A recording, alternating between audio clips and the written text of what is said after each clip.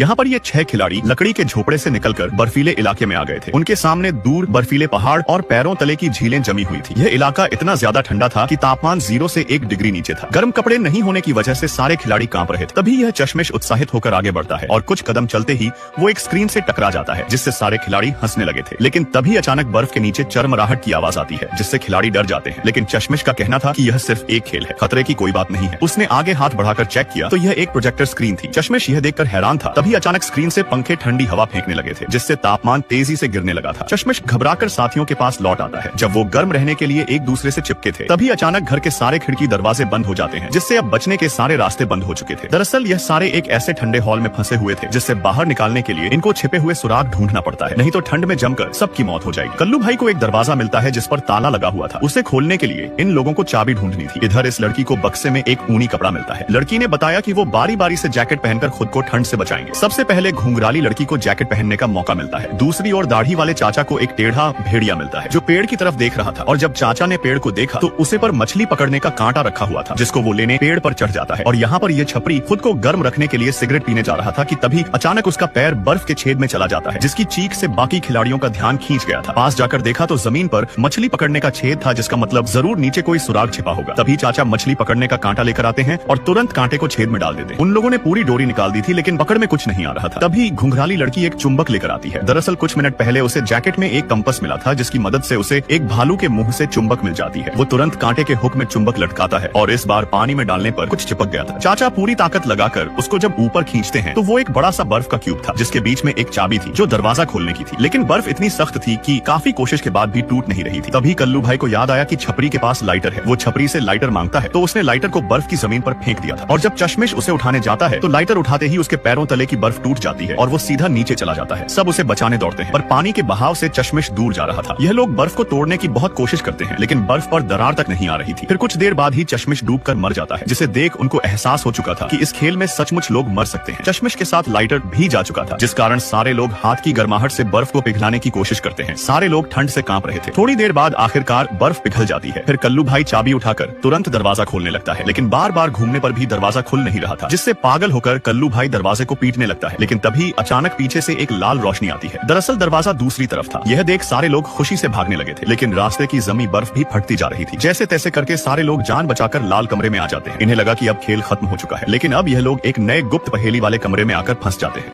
मुझे पता है आप सब लोग भी फेसबुक पर कभी न कभी मूवीज को देखे ही होंगे, लेकिन क्या आपको पता है जिन लोगों ने भी ये मूवीज को अपलोड किया होता है वो अच्छी खासी अर्निंग करते हैं, और उनमें से मैं भी एक हूँ। मैंने पिछले मंथ $1000+ अर्निंग की है फेसबुक पर मूवीज को अपलोड करके। इसलिए मैं आप सब लोगों के लिए लेके आया हूँ